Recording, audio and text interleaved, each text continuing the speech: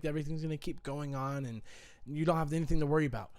Because there's already a video on this, but literally the very last thing I ever told my mama over the phone when she told me, she was like, "Hey, Alan, I just want to let you know I'm done with rehab. I've been getting a lot better. I'm done. They switched my medications. They're easier for me. I don't abuse them as much, and I'm getting a lot better. And I have a therapist coming over every day now. I'm trying to get better. I'm trying to get help and work on everything. Do you think you can come over this weekend?" And I was like, I was like, in my brain while this is going on, I'm thinking, okay, here we go again. Just constantly tell me how you want to get better, all this, right? Because it's a reoccurring thing. I'm going to think that. But I told her, usually I'm like, all right, yeah, I'll come over this weekend. But I was so fed up that I was like, honestly, Mom, I don't know that I ever want to see you again. And I clicked. And then that's when I'll bring up the messages again, because I don't think I read them last time. I think last time I just gave a screenshot. It affects me so much that when I go on my phone and I go through all my messages, the very first message, if it'll focus, if it'll fucking focus, the very first message on the very bottom of the first message I ever sent is with my mom. It's dated 5/19/14. So that answers your question. This happened in 2014. You still using the same phone or what? No. I just carry over the messages. I download them and carry them over. And so just to show the expression of how much I ignored her, look how many messages she sent me and the one I sent her. And she said, word for word, this is what she said. She said, "Hi, hun. How are you? Do you want to come over this weekend? I promise to not be falling asleep like I did when you were here last time. I've finally been doing really good and a lot better, and I physically feel," and bad English. She basically said, "I physically feel a whole lot better too." She said, "Phil, it is what it is." I said, "I don't know. I'll let you know by Thursday." And then I think at some point she called, because let's see that. Yeah, I think at some point she called after this, or before this, I think she called, and we had a conversation. And then she followed up that message of me saying, "I don't know, I'll let you know by Thursday." She said, "I really want to see you and actually hang out with you instead of sleeping while you're here. I've been doing a lot better because I've been seeing my therapist more on a regular basis, and I've also been doing this neuro brain thing that helps with my anxiety. It helps with my panic attacks and my depression and my addiction. He comes every Tuesday and Wednesday. He works with my therapist. He does like brain scans on me." And she said, "Anyways, yeah, let me know. Okay, so I love you." Or so she said, "So I'll talk to you later. Love you." And I remember getting that message, and I was playing. What was I playing? I was playing CS:GO. And I remember getting the message. I looked at it. And I remember being so angry and mad that I took my phone and I just threw it away. I was like, fuck that. I'm not going to respond to her. She's just fucking lying to me. And I threw it away. And I think she called me shortly after that. And that's when we talked over the phone. And that's when I told her, I don't know if I ever want to see her again. And she died 2 days after that message. After that was sent, she died 2 days later, and nothing weighs on you heavier than some shit like that. Nothing. You don't realize the reality of certain things in life. No matter how many times somebody can tell you something, no matter how many times I can tell you that'll be a bad idea or that will suck, it doesn't really fucking hurt or hit until it actually happens. And that's one of those situations where I hope I can express enough that fucking tore me apart to this day. It still fucking hurts. Like, my heart hurts right now. I'm not crying or anything because I've learned to be able to like hold it in, but it fucking hurts right now. My heart fucking hurts. I'm like shaking and shit. Like, that kills me. But I don't let it ruin me because I know she knew I loved her. She knows that. And it was just one of those things that you can't control. It's just one of those. You can't blame yourself for the emotions you had at that moment. That's what I'm saying. Like, you got to remind yourself that it's okay to feel emotions and it's okay to be a part of the real world. But sometimes, if you already said something bad, reflect on it and try to correct it before it's too late. Catch yourself before it's too late. Because we're going to act on our emotions. We're going to say things. We're going to do things. But after it's said and done, try and fix it and correct it. Because that just fucking sucks. Wait, you know what? She died, I think, 2 weeks after that. That's what it is. So that happened. That message was, I might be tripping, bro. My brain just can't process things. No, that was 2 days. That was 2 days before. Never mind. Damn, only 2 days? I get dates mixed up. I don't. If I remember correctly, I think it was either May 21st or the 27th, one of those days, but it's close enough. That message was sent. It's 2 weeks or 2 days. It's still pretty crazy. Yeah, it's really fresh. It was no matter what, it was the last time I talked to her. Yeah. No matter what, it was the last thing we ever expressed or said to each other. And it'll forever fucking sit in my soul. Because I think it was a few weeks after, because... Damn, are we going to get real sad in here? Because I just opened up my voicemails, and I have a voicemail on January, February, March, April. Oh, no, that's April. So this is a month before this all went down. So, yeah, she did pass on the 21st. Yeah, I have a voicemail on here from a month before it went down, and it's probably, I can guarantee you, it goes on and tells, like, the same thing. It sums it up. Let's see. It's mom, kind of late, but hi.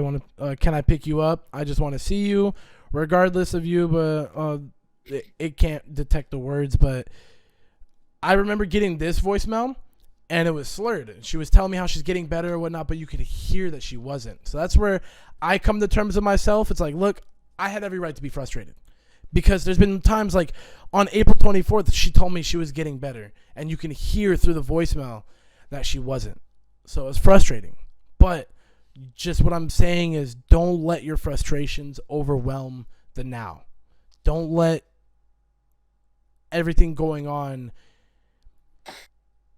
like permanently sit with you. Like, if you are upset with something, don't let the last thing to ever be said to somebody something bad. You know what I mean?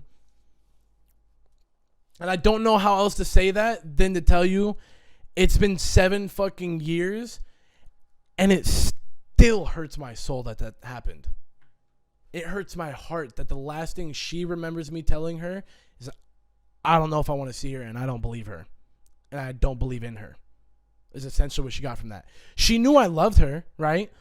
It's just so sad to think that, like, I don't actually know what her last opinion of me was, other than the fact that I told her I don't want to see her again. And I have to sit with that. I can't change that. I have to just learn to accept that. I have to learn to accept that, hey, life goes on. We all do shitty things. We're not perfect. I'm not fucking perfect. I'm nowhere near perfect. I fuck up every day. But I get better from my fuck ups. I learn from them, and I improve, and I keep going forward. And that's kind of just what you got to remind yourself, I suppose. Weenie said out of topic, but did Gomink pull an all-nighter? Did you pull an all-nighter? I'm about to go to bed soon, actually, so it was a good question. I will go to bed soon. But yeah, I guess to sum up everything we've discussed today, because it kind of did get deep for the mental part, is don't beat yourself up on things. You know, like, we make bad decisions. We're only human. Humans aren't perfect. We fuck up. We are going to make mistakes. We're going to wish we didn't do things. So don't beat yourself up on it.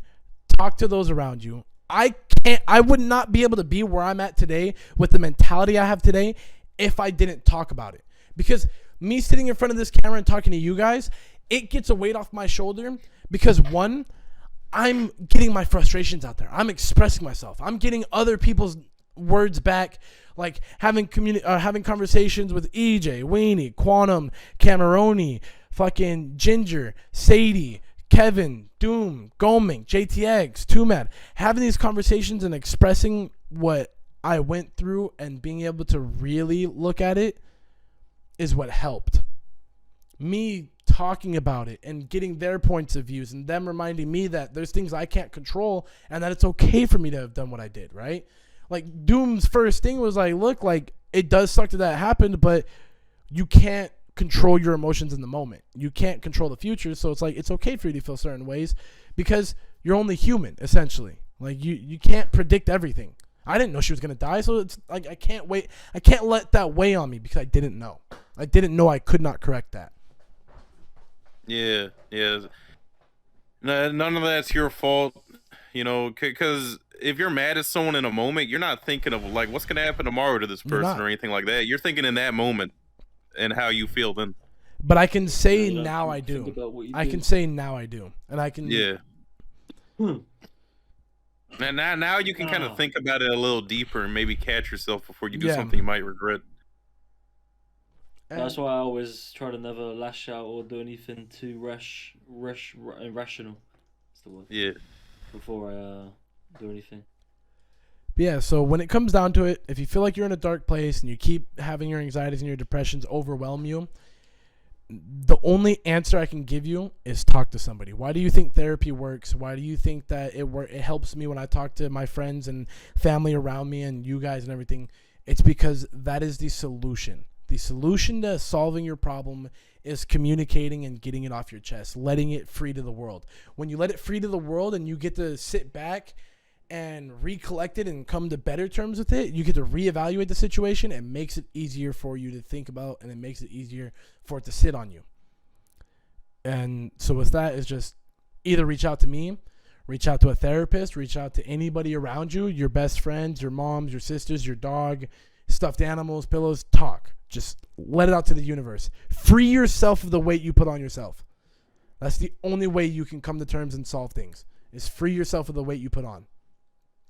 And that there might be other ways, but this is the best way that I have been able to cope. And ever since I started talking about things, fucking got so much better.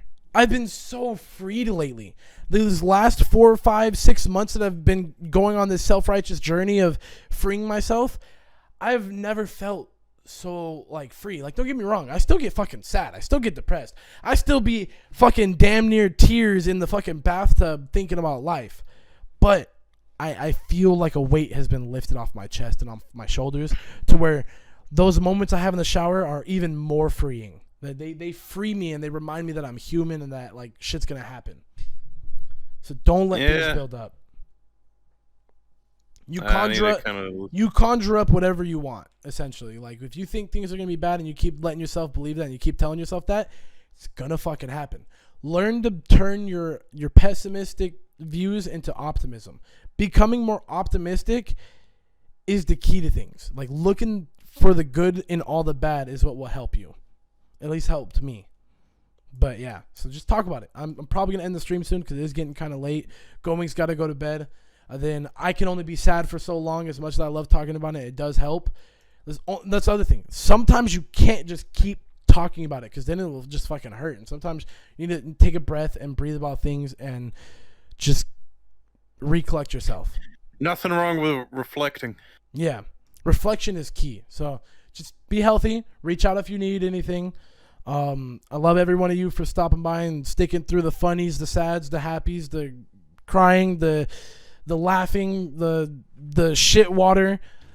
Oh yeah, the lovely shit one. So that's the other thing is like learn to laugh. All right, that's another thing. Before I go out, learn to laugh. Learn to be free of all your insecurities. Like that's the one thing that helped me be free.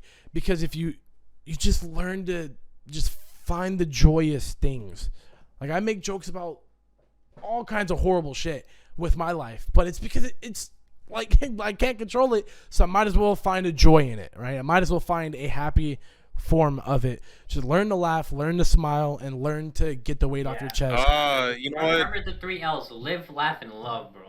Literally, live, laugh, you know, love. you talking to just brought a memory back into my head. Back in when my grandma passed away, I went to visit her in the hospital when she was sick. And I had a beanie on. She thought I had cut my hair. And I was like, no, I haven't cut my hair. So The next day, I went and cut my hair for her, but then that very moment, she passed away before I could see her again. Oh fuck, bro! I Yeah, laughed at that- that, bro. Oh fuck. Oh fuck, bro! I did not expect it to go like that. I thought it was gonna be like a funny. I thought it was gonna at least be like a little funny before she died. Like, oh look, I'm bald, and then like the next day she died or something. Holy fuck! Oh, that's kind of sad, bro. Oh, that hurt the heart. Oh 'Cause, shit. I wanted her to see me with short hair one last time. 'Cause she always told me to get a haircut. God, I'm gonna cry for you, dog. That. Whew, because my Force brain lip processed that different, bro. My brain literally. Oh my god. Holy fuck. Oh god, my To be brain fair, literally I thought of found it you like, laughing oh. at that funny. Well, because I was like, oh, it's kind of funny. Like, oh, I didn't shave my head, and then the next day you show up, I shaved my head. Like, you both get a laugh out of that. She's on her deathbed. The next day she died, right? With a little bit of humor beforehand. But fuck, I mean, still the same type of effect. Damn, that's crazy. It just goes Yeah. to show that life's unpredictable. What she said to my mom on her deathbed, she basically said, look, don't worry about me. Just make sure all the kids have a good Christmas. Damn, that has been tough for your mom. Yeah. Follow that up with making sure there's a good Christmas, bro. That's difficult. Oh, and my grandma loved Christmas. But there's Who also doesn't like a love Christmas? sweetness in that. There's a sweetness in that because like she lives on through that. You know what I mean? Yeah. The last year she was alive, she had bought all these Christmas decorations because she wanted to have like a big deck, like Bro, get- you get know everything what? all set You up. know what? Fuck what you're saying. If you don't decorate for Christmas this year, I will fly out there and personally beat you up. Oh no! Like that year, because since she passed away before it could happen, we like were setting everything up. But me you and do my it every brother. year? I try to. I'm not very Okay, good at it. okay. I'm not Hey. very good at it. I'm just saying there's certain things you got to just keep her memory alive sometimes because that's also very heartwarming. You know what I mean? Like telling those stories and then doing things that would like remind you of them is very heartwarming and makes it But like I easy don't to know cope if she with. was like delusional in the hospital when she was saying this or if it was serious. But she said, Wait, did she she not pointed- love Christmas beforehand? no. This is something else. Oh. So she pointed at she pointed at this Did not doctor love guy. Christmas beforehand? Like she pointed at this nurse or whatever he was when he was walking by, and she said that this guy keeps coming in her room and like berating her and treating her badly. So I don't know if she was like delusional or if that doctor was seriously like berating her and stuff. But that made me pretty mad when I heard that. Yeah, I mean, I don't know how I would take that situation.